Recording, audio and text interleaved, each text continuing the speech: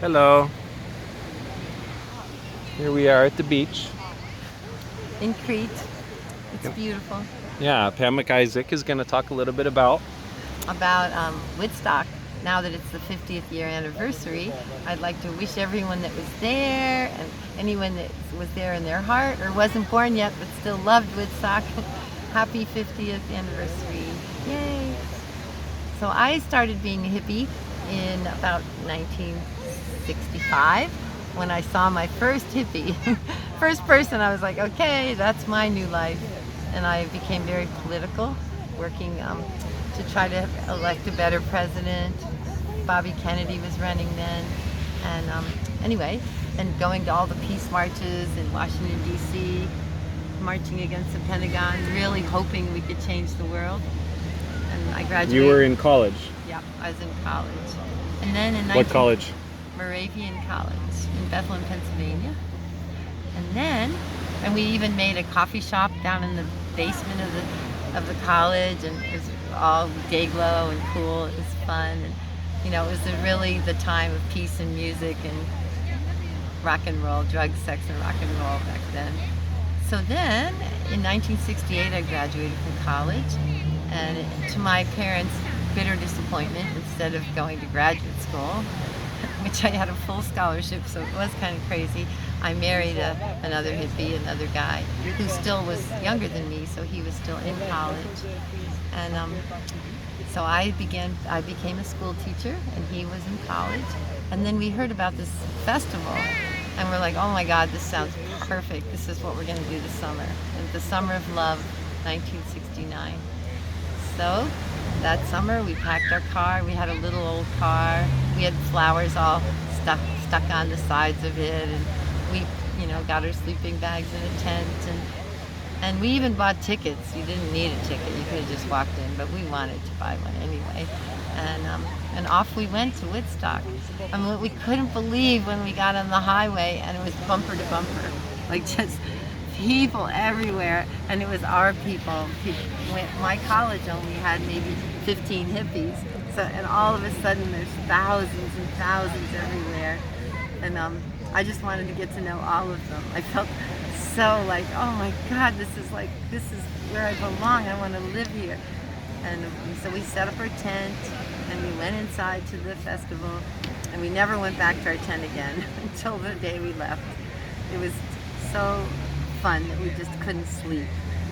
We did eat though, because Wavy Gravy, bless his heart, had vegetarian food set up and all these long tables. So when you got hungry, you could leave the music and walk through the woods and find food at this table.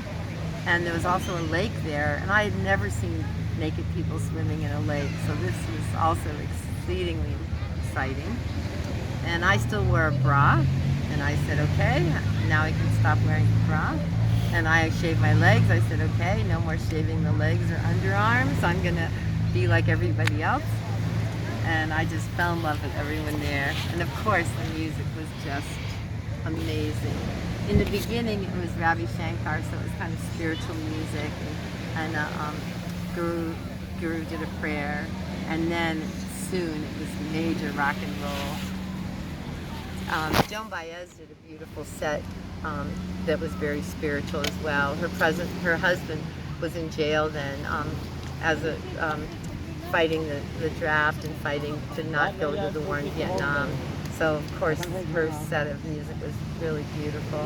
And then Joe Cocker came on. I'm like, oh my God, I'm in love. It was so fun. As you sat in Woodstock on the grass, people were passing joints back and forth. So it just went back and forth, joints all day. And so that was amazing. The air was just filled with smoke in a nice way. And if you walked around, people would say, hey, come on in my tent. Come say hello, we want to meet you. And so that was really fun. Everyone was happy and in love. I didn't ever see anyone grumpy or anyone wanting to fight. It just was just magic every moment. Each band that came on, you're like, oh my God, this one is so cool, this one is so cool. And then because it was slower than we expected, it had been raining. I lost my shoes. I was just pretty muddy, and and stuff. By the time Monday, Jimi Hendrix was the last band, the last person to play on Monday morning. We were all pretty tired. A lot of people had left, but we were up very close for this one. And I was just screaming, "Jimmy, I love you. Take me with you. I want to be with you." And of course he couldn't hear me. And then that was the last. He was the last one. And I turned around and I looked back, and there were just mud everywhere and garbage and old sleeping bags. And I was like, oh boy, this is going to take a lot of cleanup. This is really something. And so then we had to leave, and we hiked out. We found our car, and we went to our tent, and there were people sleeping in our tent. So we had to wake them up and say, sorry, we're leaving. And then we got in our car, and I was changed forever. All I wanted to do was go to festivals. Of course, I already was working hard for peace, so I just wanted to continue working for peace and love. And then I spent one more year as a teacher in a Catholic school, very radical teacher, teaching the kids all about, tell your brothers not to go to war, be draft dodgers.